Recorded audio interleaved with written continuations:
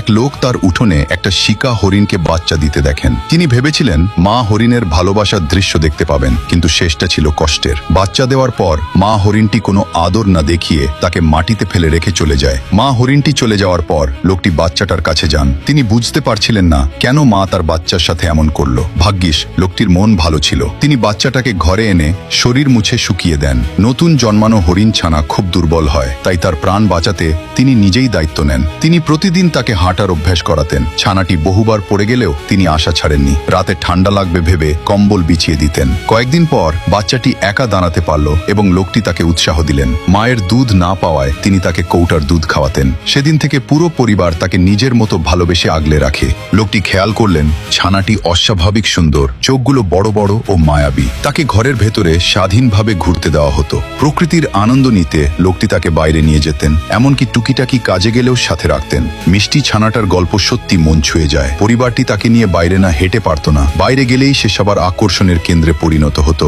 এমনকি কুকুরগুলোও এসে শুকে যেত। কিন্তু সে তো বন্য প্রাণী, আর এখন সে নিজের খেয়াল নিজে রাখতে সক্ষম। তাই লোকটি তাকে বনে ছেড়ে দেওয়ার সিদ্ধান্ত নেন। ছানাটি যেন বিদায়ের কথা বুঝতে পেরেছিল। তাকে যত তাড়িয়ে দেওয়া হোক না কেন, সে যাচ্ছিল না। এমনকি মাটিতে হাঁটু গেড়ে বসে পড়েছিল। লোকটির কষ্ট হচ্ছিল, কিন্তু শেষ পর্যন্ত মন শক্ত করে তাকে বিদায় জানান। কয়েক মাস পর দরজায় এক অভাবনীয় ঘটনা ঘটল। বাইরে গিয়ে তিনি দেখেন পুরো উঠোন হরিণে ভরে গেছে। প্রথমে তিনি কিছু বুঝতে পারেননি। তারপর একটা হরিণ এগিয়ে এলে তিনি চিনতে পারেন এটা তো সেই ছানাটি। আশ্চর্যের বিষয়, সে বনে গিয়ে নিজের দল খুঁজে পেয়েছিল এবং পুরো দলটাকে সাথে করে নিয়ে এসেছিল তার উদ্ধারকারীকে দেখাতে। লোকটি অবাক হলেন এবং এই গভীর ভালোবাসায় মুগ্ধ হলেন। সত্যি, দয়া ও ভালোবাসা কখনো বৃথা যায় না। একটি ছোট প্রাণীকেও যদি সত্যি ভালোবাসেন, সে আপনাকে সারা জীবন মনে রাখবে।